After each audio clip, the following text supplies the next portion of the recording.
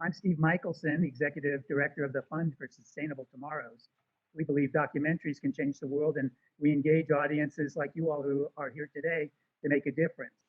We work with dedicated filmmakers, in this case with 16 Bars director Sam Bathrick and Grammy Award winning songwriter and musician Speech Thomas, who's the heart and soul of the film, and both of us are with us today, both of you guys. So as we discuss these issues on reentry and how COVID is affecting our prison system, bear in mind these two facts that have been the central driving facts for our entire campaign. First, that nearly 70% of the people who are released back into society will be back in prison in 3 years because they haven't received the skills or the training to succeed. And for those of you who thought that, why does that have anything to do with me? In many states, the second point, the costs to incarcerate an individual for a year are more than it costs to send one student to Harvard. And guess who's paying for that? That's right, all of us here today. Lastly, as I mentioned, so much a part of the reason why we want to do this today is because the COVID pandemic has raised the urgency of all of these issues. With so many cities forced to early release over half their incarcerated populations, social justice reform has just become a public health issue that underscores the complexity of decarceration and reentry solutions that are so sorely needed. I'm going to start with some questions here with Sam and Speech. Sam, how did this whole thing start? It was amazing. How did you get going on this film? Thanks for having me here, and thank you for all the people that are attending. It means a lot to us that you've taken the time to see this film.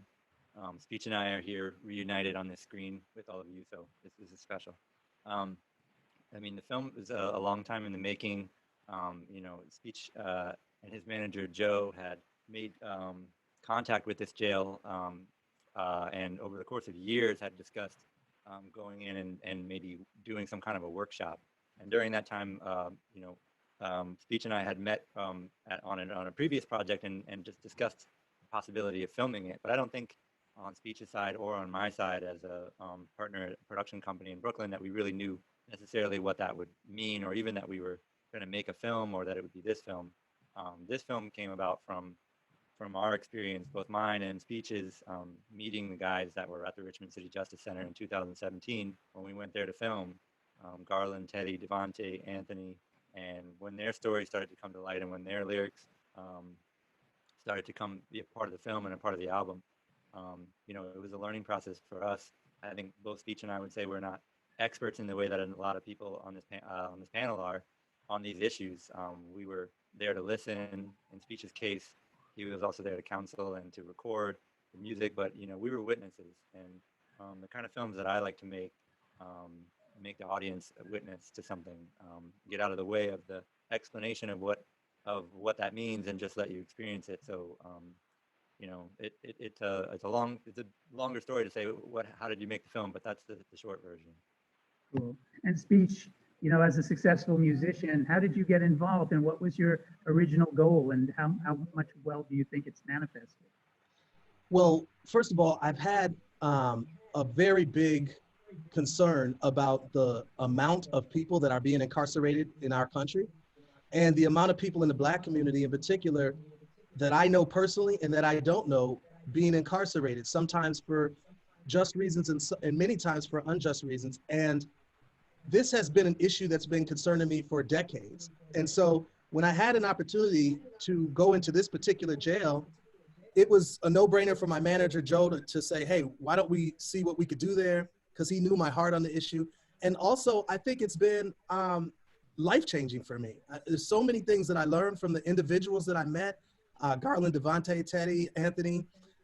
Being in the jail and meeting other people that weren't in the film made a huge impact on my heart, on my perception of those that are incarcerated, and on some of the issues revolving around why they're there in the first place. So it's been a great journey for me and a learning experience for me. So I'm really proud of this film, and I'm very grateful to have worked on this with Sam and the Resident family and Lightyear and everyone that's been involved.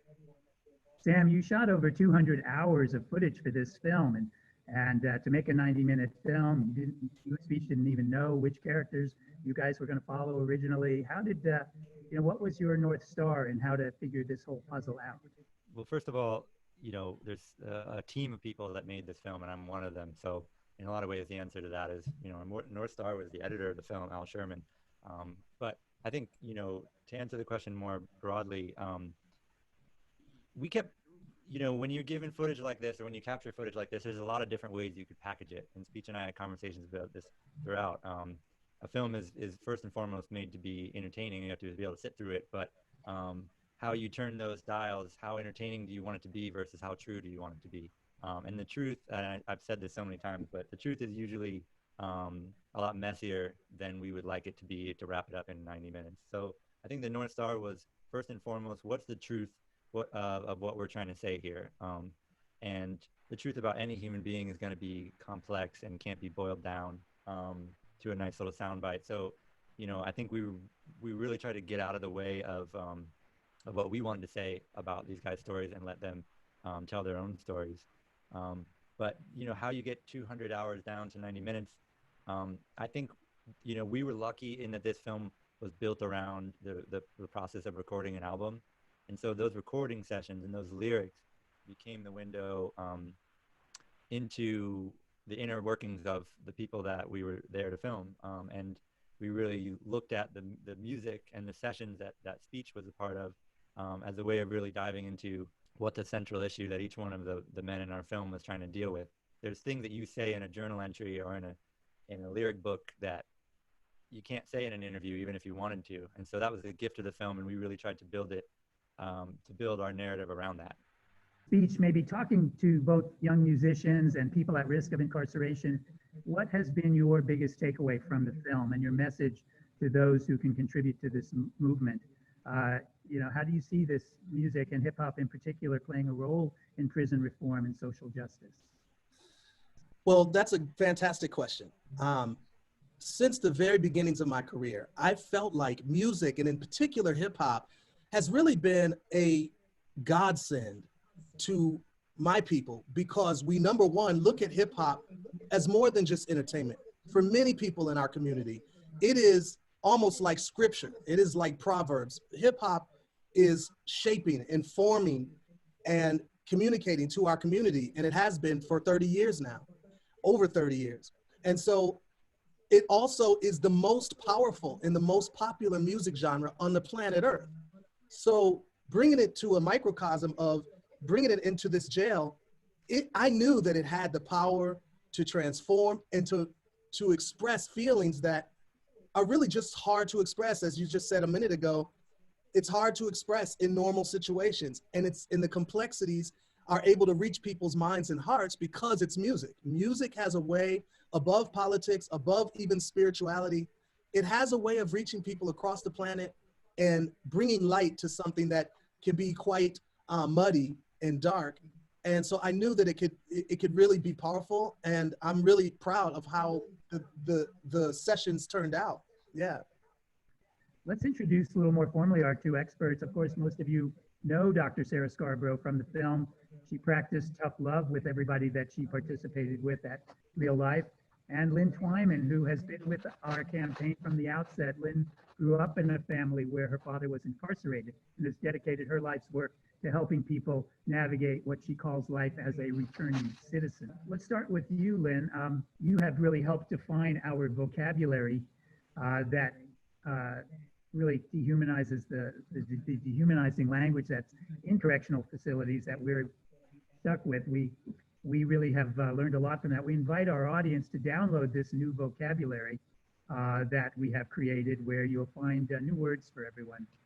Prisoners aren't ex-cons anymore, they're returning citizens. And the entire process of re-entry is something that society has to play a role in.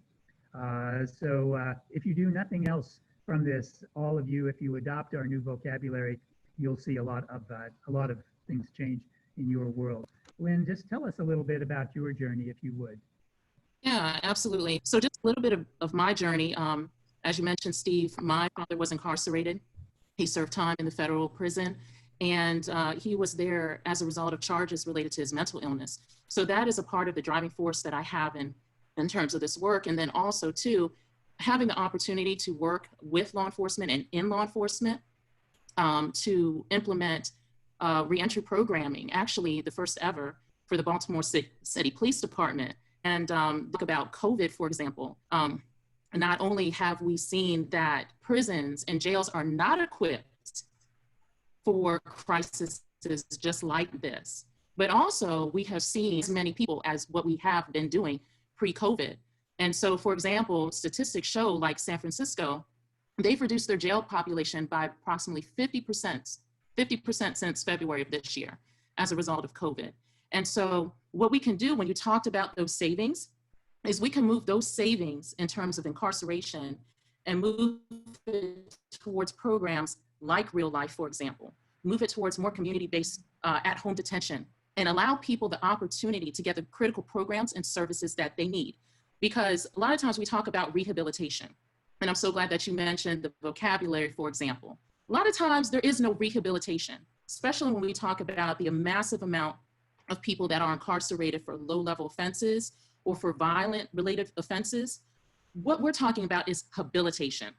Because if there is not a healthy norm or base from which a person is coming from, how are they being rehabilitated? And so when we talk about corrections in the United States of America, historically, it has not been corrections. What it has been is locking people up, throwing away the key, and everybody, by and large, has the right to be released back to the community after they serve their time. But what are they coming back to? How was their attitude and the way they look at life? How do they deal with stress and trauma? And so what we're talking about here, COVID has showed us that we can have a different approach to incarceration, to jail detention.